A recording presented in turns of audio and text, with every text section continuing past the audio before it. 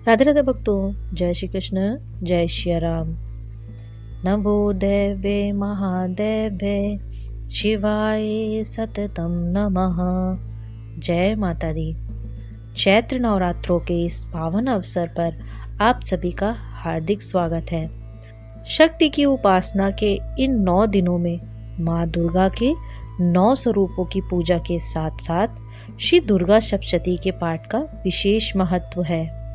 मान्यता है सप्तशती के 700 श्लोकों में वह शक्ति समाहित है जो जीवन के हर संकट को दूर कर सुख और शांति प्रदान करती है।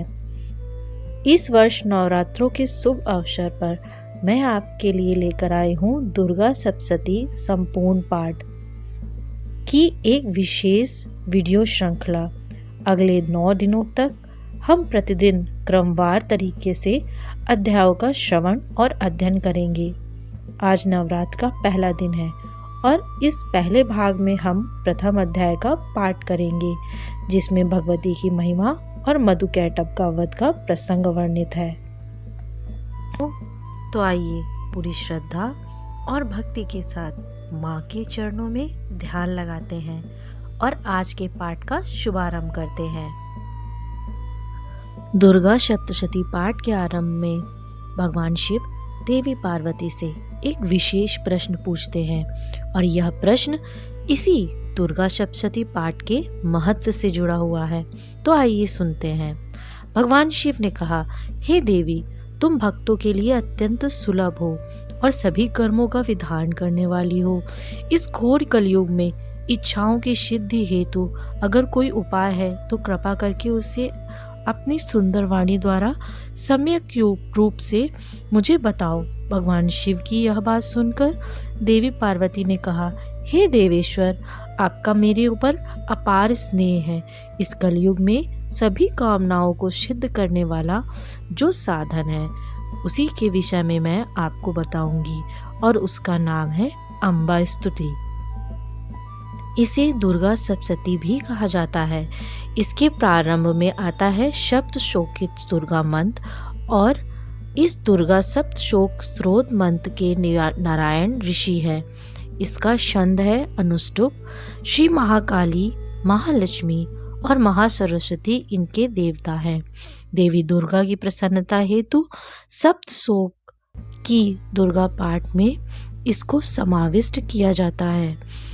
वे भगवती महामाया देवी ज्ञानियों के चित्त को भी बलपूर्वक खींचकर मोह में डाल सकती हैं। माँ दुर्गे आप स्मरण करने पर सभी प्राणियों का भय हर लेती हैं और स्वस्थ पुरुषों द्वारा चिंतन करने पर उन्हें परम कल्याणकारी बुद्धि प्रदान करती हैं। दुख, दरिद्रता और भय हरने वाली देवी हैं। आपके सिवा दूसरा और कौन है जिसका चित्त सभी प्रकार का उपकार करने के लिए सदैव दयार्द बना रहता हो। हे नारायणी, आप इस प्रकार के मंगल प्रदान करने वाली मंगलमय देवी हैं। आप कल्याणदायिनी शिवा हैं। सभी पुरुषार्थों को सिद्ध करने वाली शरणागत वत्सला, 3 नेत्रों वाली और गौरी हैं। मैं आपको नमस्कार करती हूँ। शरण में आए हुए दीन और पीड़ित जनों की रक्षा में संलग्न रहने वाली और सभी की पीड़ा दूर करने वाली हे नारायणी देवी, आपको नमस्कार है। सर्वस्वरूपा सर्वेश्वरी और सब प्रकार की शक्तियों से संपन्न हे दिव्य स्वरूपा दुर्गे देवी, मैं आप सभी भयों से हमारी रक्षा करें। आपको नमस्कार है। हे देवी, आप प्रसन्न होने पर सभी रोगों को नष्ट कर देती हैं और क्रोधित होने पर मनवांछित सभी कामनाओं का नाश कर देती हैं। जो भी मनुष्य आपकी शरण में आ चुके हैं उन पर विपत्ति तो आती ही नहीं है। आपकी शरण में आए हुए प्रत्येक मनुष्य दूसरों को शरण देने वाले बन जाते हैं। हे सर्वेश्वरी देवी, आप इसी प्रकार तीनों लोकों की समस्त बाधाओं को शांत करें और हमारे शत्रुओं का नाश करती रहें। और इस प्रकार दुर्गा सप्तशती पाठ के पूर्व पढ़ा जाने वाला सप्तशोकी दुर्गा कवचम संपूर्ण हुआ। आइए अब हम दुर्गा सप्तशती पाठ के प्रथम अध्याय का श्रवण करते हैं।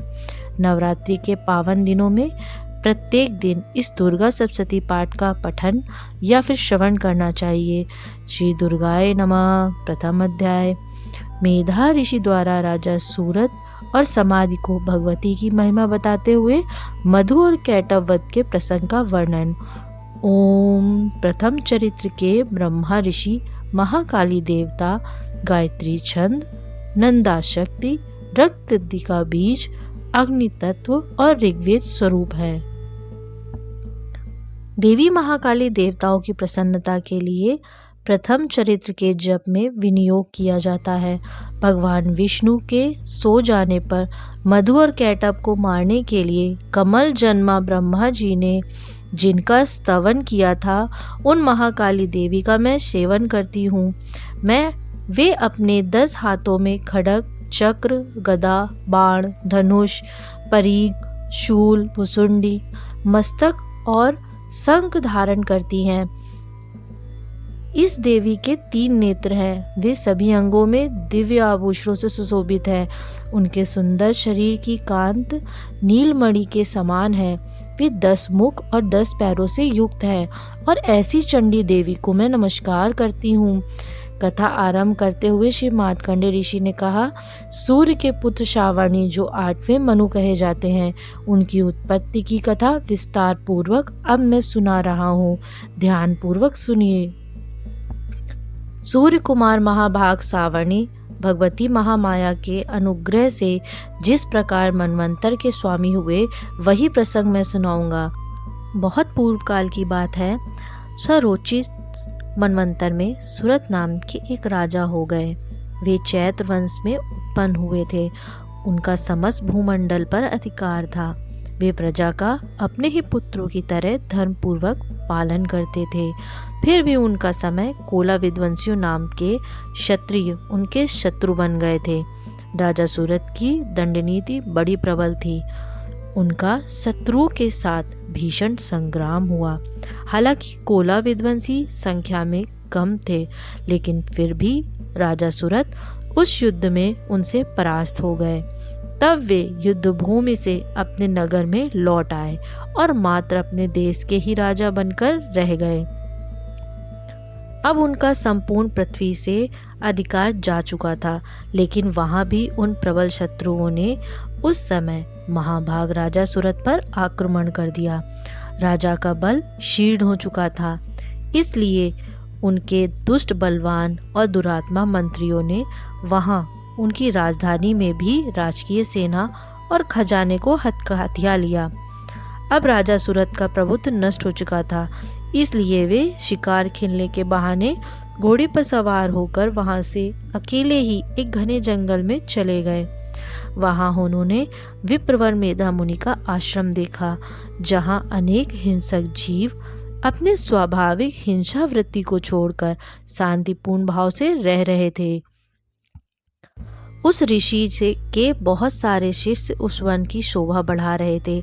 वहां जाने पर मुनि ने उनका सत्कार किया और वे उन मुनि श्रेष्ठ के आश्रम पर इधर उधर विचरण करते हुए कुछ समय वहीं पर रहे।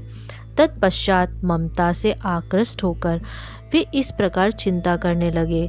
उन्होंने सोचा, पूर्व काल में मेरे पूर्वजों ने जिसका पालन किया था, वही नगर आज मुझसे रहित है।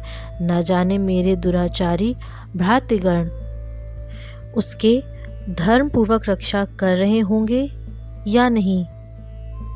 जो सदैव मद की वर्षा करने वाला और शूरवीर था, वह मेरा प्रधान हाथी अब शत्रुओं के अधीन होकर न जाने किन भोगों को भोगता होगा। जो लोग मेरी कृपा, धन और भोजन पाने से सदा मेरे पीछे पीछे चलते थे, वे निश्चय ही अब दूसरे राजाओं का अनुसरण करते होंगे।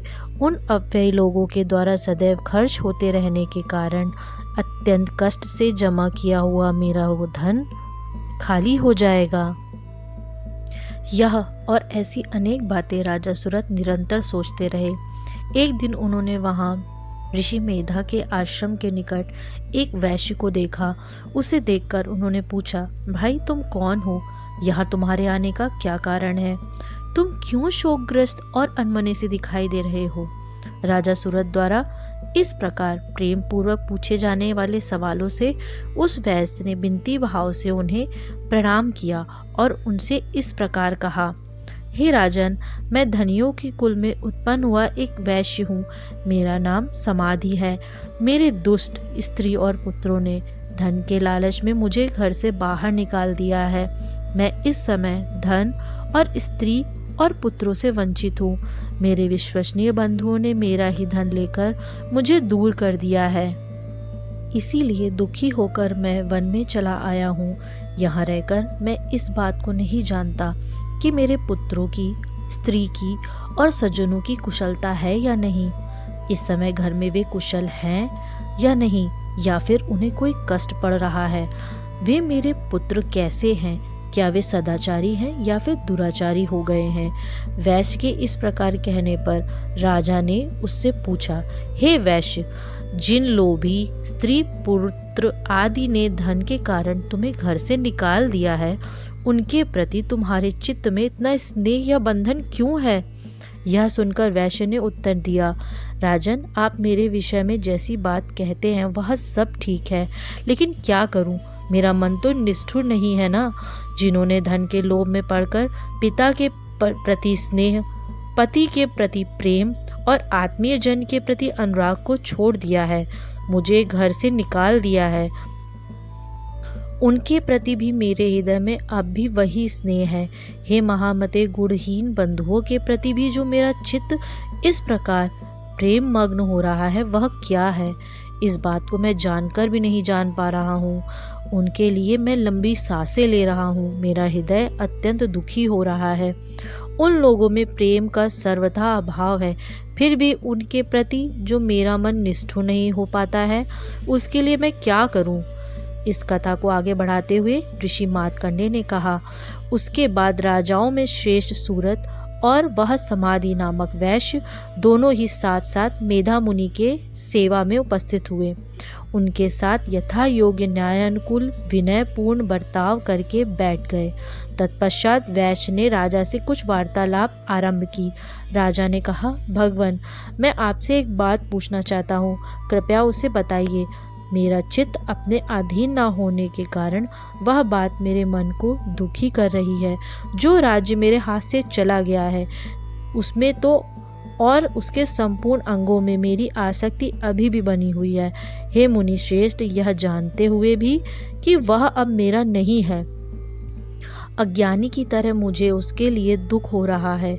यह सब क्या है? दूसरों की ओर वही यह वैश्य भी घर से अपमानित होकर आया है।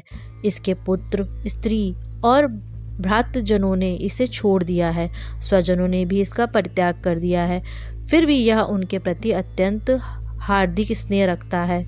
इस प्रकार यह और मैं, हम दोनों ही बहुत दुखी हैं, जिसमें प्रत्यक्ष दोष देखा गया है। उस विषय के लिए भी हमारे मन में आसक्ति पूर्ण आकर्षण पैदा हो रहा है।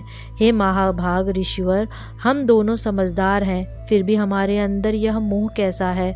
विवेक शून्य पुरुष की भांति मुझ में और इसमें भी इस प्रकार की मूर्ता प्रत्यक्ष रूप से दिखाई क्यों दे रही है? राजा के यह वचन सुनकर ऋषि मेधावी ने कहा, हे महाभाग, विषय मार्ग का ज्ञान सभी जीवों को है। इसी प्रकार विषय भी सबके लिए अलग अलग है। कुछ प्राणी दिन में नहीं देखते तो दूसरे रात में नहीं देखते। कुछ जीव ऐसे हैं जो दिन और रात्रि में बराबर देखते हैं। यह बात सत्य है कि मनुष्य समझदार होते हैं, लेकिन केवल वे ही ऐसे नहीं हैं। पशु, पक्षी, मृग आदि सभी प्राणी समझदार होते हैं। मनुष्यों की समझ भी वैसी ही है जैसी उन मृग और पक्षियों की होती है, और जैसी मनुष्यों की होती है वैसी उन मृग, पक्षी आदि की समझ होने के बाद भी उन्हें प्राणी कहा जाता है। यह और अन्य बातें भी प्रायः दोनों में समान है। समझ होने पर भी उन पक्षियों को देखो, वह स्वयं भूख से पीड़ित होते हुए भी मोहवश बच्चों की चोंच में कितने चाव से अन्न के दाने डाल रहे हैं।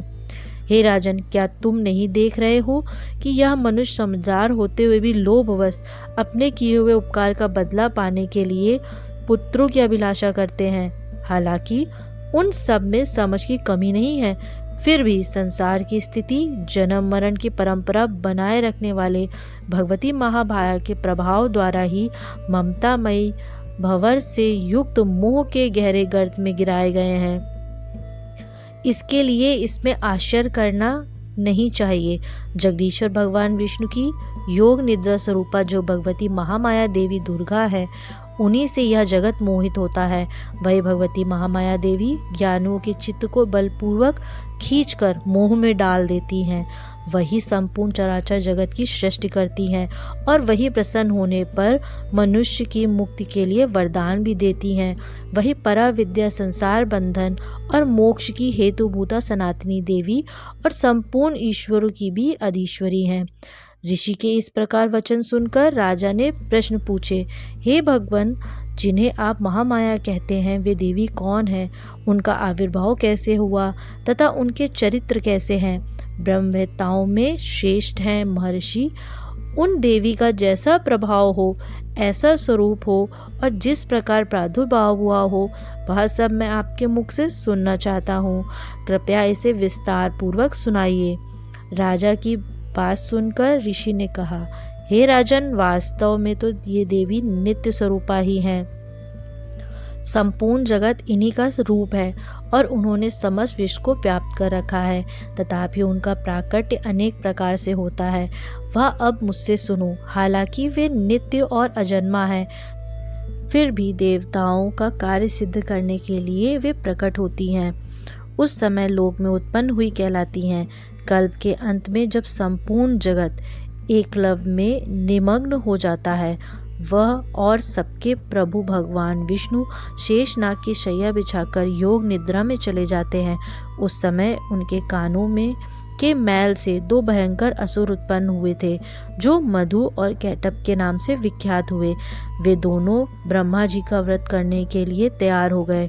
भगवान विष्णु के नाभि कमल में विराजमान प्रजापति ब्रह्मा जी ने जब उन दोनों भयानक असुरों को अपने पास आया हुआ देखा और भगवान को सोया हुआ देखा, तब एकाग्रचित होकर उन्होंने भगवान विष्णु को जगाने के लिए उनके नेत्रों में निवास करने वाली योग निद्रा का स्तवन आरंभ किया, जो इस विश्व की आदेश्वरी, जगत को धारण करने वाली, संसार का पालन और संहार करने वाली तथा तेज स्वरूपा भगवान विष्णु की अनुपम शक्ति है। उन्हीं भगवती निद्रा देवी की भगवान ब्रह्मा जी स्तुति करते हुए इस प्रकार कहने लगे। ब्रह्मा जी ने कहा, हे देवी, तुम ही स्वाहा हो, तुम ही वस्त्रकार हो, स्वर भी आपके ही स्वरूप है। आप ही जीवनदायिनी शुद्धा हैं। नित्य अक्षर प्रणव में अकार, उकार, मकार, इन तीनों मात्राओं के रूप में आप ही स्थित रहती हैं तथा इन तीन मात्राओं के अतिरिक्त जो भी बिंदु रूपा नित्य अर्ध मात्रा है, जिसका विशेष रूप से उच्चारण नहीं किया जा सकता, वह भी आप ही हैं। हे देवी, आप ही संध्या, सावित्री और परम जननी है। हे देवी, आप ही इस विश्व ब्रह्मांड को धारण करती हैं। आपसे इस जगत की सृष्टि होती है, आपसे इसका पालन होता है। सदा तुम ही कल्प के अंत में सबको अपना ग्रास बना लेती हो। हे जगन्मयी देवी, इस जगत की उत्पत्ति के समय आप सृष्टि रूपा हैं, पालन काल में स्थित रूपा हैं और कल्पांत के समय में संहार रूप धारण करने वाली हैं। आप ही महाविद्या, महामाया, महामेधा, महासमृद्धि, महामोह रूपा महाशुरी हैं। आप ही तीनों गुणों को उत्पन्न करने वाली सबकी प्रकृति हैं। भयंकर कालरात्रि, महारात्रि और मोहरात्रि भी आप ही हैं। आप ही श्री, आप ही ईश्वरी, आप ही होम, आप ही स्वरूपा बुद्धि हैं। लज्जा, पुष्टि, तुष्टि, शांति और क्षमा भी आप ही हैं। आप खड्ग धारणी, शूल धारणी और घोर रूपा गदा और चक्र, शंख और धनुष धारण करने वाली हैं। बाण, भुसुंडी और परिघ यह आपके अस्त्र हैं। आप सौम्य और सौमांतर हैं। इतना ही नहीं, जितने भी सौम्य और सुंदर पदार्थ हैं, उन सब की अपेक्षा आप अत्यधिक सुंदरी हैं। पर और अपर सबसे परे रहने वाली परमेश्वरी आप हैं। स्वरूपी देवी कहीं भी सत असत रूप जो कुछ भी वस्तुएं हैं और उन सब की जो शक्ति है वे आप ही हैं। ऐसी अवस्था में आपकी स्तुति में क्या हो सकती है जो इस जगत की सृष्टि पालन और संहार करती हैं। उन भगवान को जो जब आपने निद्रा के अधीन कर दिया है, तब आपकी स्तुति करने में यहाँ कौन समर्थ हो सकता है। मुझको, भगवान शंकर को और भगवान विष्णु को भी आपने अपने शरीर में धारण किया है, अतः आपकी स्तुति करने की शक्ति किसमें है। हे देवी, आप तो अपने उन उदार प्रभावों से ही प्रशंसित हैं। यह दो दुर्धर असुर मधु और कैटभ हैं, इनको मोह में डाल दो और जगदीश्वर भगवान विष्णु की शीघ्र ही योग निद्रा को हटा दो। साथ ही उनके भीतर उन दोनों महान असुरों को मार डालने की बुद्धि उत्पन्न कर दो। हे राजन, जब ब्रह्मा जी ने वहाँ मधु और कैटभ को मारने के उद्देश्य से भगवान विष्णु को जगाने के लिए तमोगुण की अधिष्ठात्री देवी योग निद्रा की इस प्रकार स्तुति की, तब वे भगवान के नेत्र, मुख, नासिका, बाहु, हृदय और वक्ष स्थल से निकलकर अव्यक्त जन्मा ब्रह्मा जी की दृष्टि के समक्ष उपस्थित हो गईं। योग निद्रा से मुक्त होने पर जगत के स्वामी भगवान जनार्दन उस एकलव्य के जल में शेषनाग की सैया से जाग उठे। फिर उन्होंने उन दोनों असुरों को देखा। वे दुरात्मा मधु और कैटभ अत्यंत बलवान और पराक्रमी थे। क्रोध से लाल आंखें किए ब्रह्मा जी को खा जाने के लिए उद्योग कर रहे थे। तब भगवान श्रीहरि ने उठकर उन दोनों से 5000 वर्षों तक बाहु युद्ध किया। वे दोनों भी अत्यंत बल के कारण उन्मत्त हो चुके थे। उधर महामाया ने भी उन्हें मोह में डाला हुआ था और इसलिए वे भगवान विष्णु से कहने लगी, हम तुम्हारी वीरता से संतुष्ट हैं, तुम हम लोगों से कोई वर मांगो। तब भगवान विष्णु ने कहा, यदि तुम दोनों मुझ पर प्रसन्न हो तो अब मेरे हाथ से मारे जाओ, बस इतना ही वर चाहिए मुझे, यहाँ दूसरे किसी वर से क्या लाभ। इस प्रकार धोखे में आ जाने पर जब उन्होंने संपूर्ण जगत में जल ही जल देखा, तब कमल नयन भगवान से कहा, जहाँ पृथ्वी जल में डूबी हुई ना हो, जहाँ सूखा स्थान हो, वहीं हमारा वध करो। तब तथास्तु कहकर शंख, चक्र और गदा धारण करने वाले भगवान ने उन दोनों के मस्तक अपनी जांघ पर रखकर चक्र से काट डाले और इस प्रकार यह देवी महात्म्य ब्रह्मा जी की स्तुति करने पर स्वयं प्रकट हुई थी। अब पुनः आपसे उनके प्रभाव का मैं वर्णन करता हूँ। इस प्रकार श्री मार्कंडेय पुराण में सावणमणि मनवंतर की कथा के अंतर्गत देवी महात्म्य में मधु कैटभ वध नामक पहला अध्याय पूर्ण हुआ। तो यह थी आज की दुर्गा सप्तशती पाठ के प्रथम अध्याय की कथा। भक्तों, आज हमने दुर्गा सप्तशती के प्रथम अध्याय का श्रद्धा पूर्वक श्रवण किया। आशा है कि माँ दुर्गा की कृपा आप सभी पर बनी रहे। कल नवरात्रि के दूसरे दिन हम द्वितीय अध्याय की चर्चा करेंगे, जिसमें देवताओं के तेज से देवी के प्रादुर्भाव और महिषासुर की सेना के वध का वर्णन है। आध्यात्मिक ऊर्जा की इस यात्रा में हमारे साथ बने रहने के लिए इस चैनल को सब्सक्राइब कर लें और बेल आइकन को ज़रूर दबाएं, ताकि कल की कथा का नोटिफिकेशन आपके पास समय पे आ जाए।